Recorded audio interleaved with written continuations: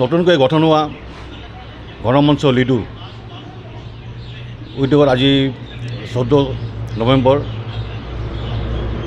শিশু দিৱস। এই শিশু দিৱস উপলক্ষে আমি লিডু অঞ্চলৰ প্ৰায় 22খন LP স্কুল আৰু ME স্কুলত আমি মটনৰ পেকেট বিতৰণৰ কাৰ্যসূচী লৈছিলোঁ। ইতিমধ্যে আমি 22খন স্কুলতে আমি মটনৰ পেকেট আমি বিতৰণ কৰিলোঁ আৰু আশা ৰাখিছোঁ অনাগত দিনত আমাৰ লিডুবাসী ৰাইজৰ সহযোগত এনেদৰে কাৰ্যসূচী আমি ৰূপায়ণ কৰি যাম।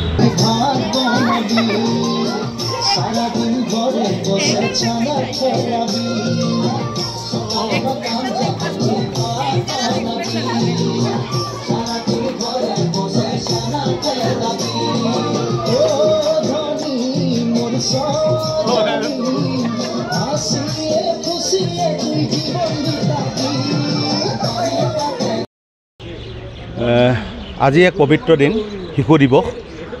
মৰম স্নেহ আৰু আন্তৰিকতাৰ এটা অনুষ্ঠান।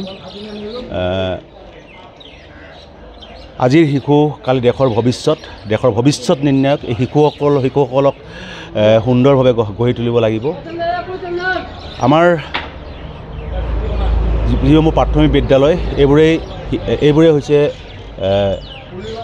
শিক্ষা গ্ৰহণৰ আদিপাঠ। গণমঞ্চ এইটোৰ বিভিন্ন জাতি জনগোষ্ঠীৰ এটা সামূহিক অনুষ্ঠান। এই অনুষ্ঠানে সিদ্ধান্ত গ্ৰহণ কৰি এই শিশু দিৱসৰ দিনা এইটো অঞ্চলত থকা যিবোৰ প্ৰাথমিক বিদ্যালয় আছে, মধ্য ইংৰাজী বিদ্যালয় আছে, সেই বিদ্যালয়সমূহৰ ছাত্ৰ ছাত্ৰীসকলৰ মাজত কিছু মৰ্টন বিতৰণ কৰি আমি আচলতে শিশুসকলক আজিৰ দিনটোৰ শুভেচ্ছা জনাইছোঁ, মৰম জনাইছোঁ।